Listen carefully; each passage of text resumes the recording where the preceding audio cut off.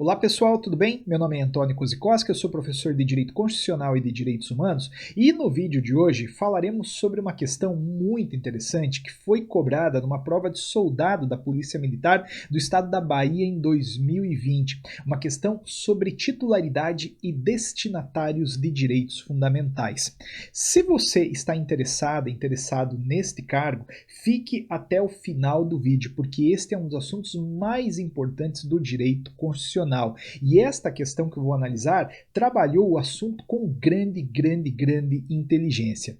Também peço uma gentileza, se você não é inscrito e não quer perder vídeos com conteúdos importantes, atuais de direito constitucional, se inscreva no canal, curta, compartilhe, comente, ajude o canal a crescer, canal que está só começando, mas que toda semana leva para você 3 vídeos de direito constitucional.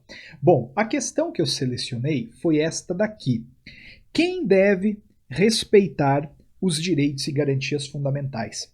Essa questão refere-se aos sujeitos passivos ou destinatários das obrigações de observância e proteção ativa que decorrem dos direitos e garantias, por mais abstratos e indefinidos que sejam. Sobre os destinatários dos direitos fundamentais, analise as afirmativas abaixo e dê valores verdadeiro ou falso. A questão, antes de a gente analisar as alternativas, quer saber se você conhece quem tem direitos fundamentais no Brasil. Basicamente, este é o propósito da questão. E a resposta passa seguramente pelo artigo 5º da Constituição, que fala assim: todos são iguais perante a lei, sem distinção de qualquer natureza, garantindo-se aos brasileiros e aos estrangeiros residentes no país a inviolabilidade do direito à vida, liberdade, igualdade, segurança e propriedade nos termos seguintes. Olha, primeiramente você percebe que o artigo 5º fala em reconhecimento de direitos para brasileiros e também para estrangeiros residentes no país. Aqui você tem que tomar cuidado com uma coisa. Se a prova cobrar o artigo 5º na sua literalidade, pode responder que os direitos são para brasileiros e estrangeiros residentes no país. No entanto, se a prova perguntar sobre titularidade, sobre destinatários, a partir de um viés mais crítico e trouxer alguma afirmativa que diga, apesar de a literalidade falar em brasileiros e estrangeiros residentes no país, a proteção também se estende para estrangeiros em trânsito no país, pode marcar como verdadeira, tá? Porque a jurisprudência do Supremo Tribunal Federal já entendeu que, apesar de estar escrito no artigo brasileiro e estrangeiro residente no país, é óbvio que aquele estrangeiro que está passando férias no Brasil tem direitos fundamentais. Se não tivesse, eu poderia matar, poderia torturar, poderia fazer tudo o que você sabe que é proibido, né? Então, cuidado, aqui você tem que tomar muito cuidado. De novo, se é uma questão que trabalha com a literalidade do artigo, você pode sim responder que a titularidade dos direitos fundamentais é para brasileiros e estrangeiros residentes no país. Contudo, se perguntar de forma mais crítica, como perguntou nesta questão, aí você já sabe como fazer. Antônio, não entendi. Veja só o primeiro item da questão. Os direitos fundamentais, em regra, destinam-se à proteção dos estrangeiros residentes no país e também dos de passagem pelo país. Seguramente isso é verdadeiro. É óbvio que isso é verdadeiro. Apesar de a literalidade, mais uma vez, falar em brasileiro e estrangeiro residente no país, é óbvio que aquele que vem para cá de férias tem sim um direito fundamental a ser respeitado, direito à vida, por exemplo. Concorda comigo? Então, essa questão, veja, ela não cobrou a literalidade do artigo 5º, ela perguntou sobre o assunto de forma mais genérica, e aí você já tem a resposta. Agora, além disso, né, naquele artigo 5º, a gente não fez nenhuma menção a apátridas. Quem são os apátridas? Apátridas são pessoas que não têm nenhuma nacionalidade e seguramente, se elas também estiverem no Brasil, elas terão direitos fundamentais reconhecidos, pelo menos alguns deles, pelo menos os mais elementares, como vida, como proibição de tortura, de novo. Então, a partir daí, a gente também pode dizer que o item 2 é verdadeiro. Os direitos fundamentais destinam-se à proteção dos apátridas, claro. Óbvio, sem dúvida. Tem uma pessoa no Brasil que não tem nenhuma pátria, ela será merecedora de igual proteção, será merecedora de igual atenção por parte do direito constitucional. Muito inteligente essa questão. Agora, veja o item de baixo. Bastante gente ficou em dúvida no terceiro item. Os direitos fundamentais destinam-se à proteção das pessoas jurídicas, observadas suas particularidades. Num primeiro momento, a gente fala assim, não pode, né? Porque o direito fundamental foi criado para proteger o indivíduo contra desmandos de autoridades. Eu concordo. De fato, o direito fundamental, como tal, surgiu para proteger pessoas. No entanto, também a jurisprudência do Supremo Tribunal Federal entende que pessoas jurídicas podem sim se valer da proteção de alguns direitos fundamentais, pelo menos.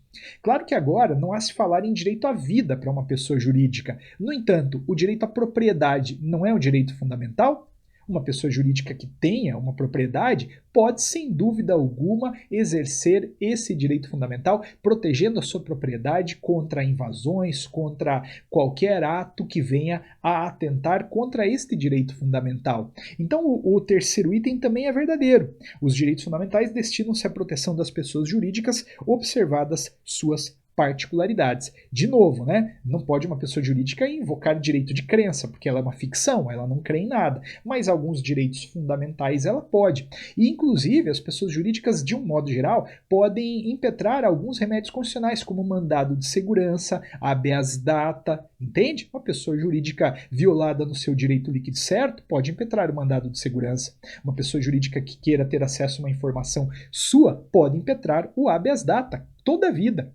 E aí o último item falava assim: o destinatário principal do dever de respeitar os direitos dos indivíduos é o Estado, no sentido mais amplo do termo, sendo também atualmente possível ter como destinatário um particular a partir do reconhecimento do efeito horizontal dos direitos fundamentais. Esta aqui também bem complicada, essa alternativa, né? Mas eu já te digo que é verdadeira. Veja se você me entende.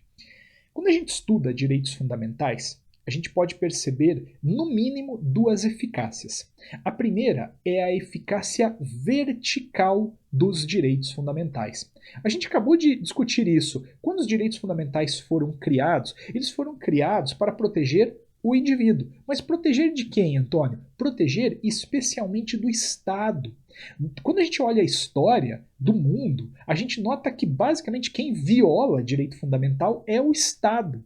E esse direito fundamental veio para quê? Para marcar uma área de proteção, um círculo dentro do qual o Estado não pode interferir. A gente chama de eficácia vertical, porque quando a gente para pensar no nosso posicionamento frente ao Estado, a gente normalmente se enxerga assim, o Estado como uma coisa que vem para regular a sociedade acima de todos os interesses individuais e a gente. Então perceba que tem uma eficácia vertical. Vertical é assim, né? O direito fundamental serve para me proteger contra o Estado.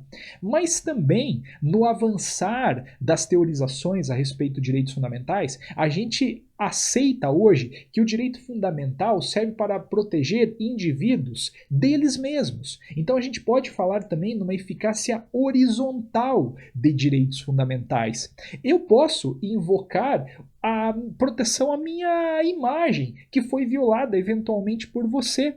Entende? Então, apesar do direito fundamental ter nascido para fazer a minha proteção contra atos do Estado, também admite-se hoje que se proteja o indivíduo contra ataques promovidos por outros indivíduos. Então, em síntese, tem uma eficácia vertical, que protege o indivíduo contra o Estado, mas tem também uma eficácia horizontal, que protege o indivíduo dele mesmo, né, ou de outros indivíduos. Portanto, o item final está sem dúvida alguma correto.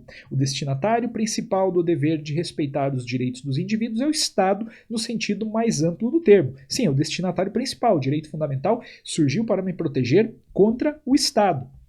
Sendo também atualmente possível ter como destinatário um particular, a partir do reconhecimento do efeito horizontal dos direitos fundamentais, sem sombra de dúvida. Então, uma questão bem inteligente que pegou aquele artigo 5º e trouxe-o uma perspectiva mais problemática, entende? Não se contentou o examinador a cobrar a literalidade, ele veio e exigiu um raciocínio a respeito do artigo 5º. E eu tenho dito, tá? Cuidado, nesta nova era de concurso público não é apenas a pegadinha que cai, não é apenas a memorização do texto, cada vez mais as bancas estão exigindo os conteúdos a partir de uma aplicação. A banca quer que você saiba aquele conteúdo e saiba aplicá-lo em situações. E esta pergunta vem para justamente mostrar isso. Se você se deparasse com uma pessoa jurídica invocando direitos fundamentais, você ia falar, claro que ela pode, alguns ela pode. Mesma coisa com apátridas, mesma coisa com estrangeiros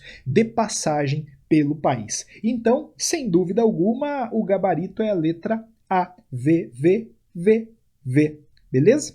Ok. Essas questões também, elas permitem a gente fazer um jogo, né? Se você tem certeza de duas, normalmente você já consegue anular algumas alternativas e ir para a verdadeira. Pessoal, se esse vídeo fez sentido para vocês, se inscrevam no canal, curtam, compartilhem, levem este vídeo para alguém que está estudando, pode ser que ajude, tá legal? E na próxima aula teremos mais tópicos aí de direito constitucional. Espero vê-lo no canal. Grande abraço!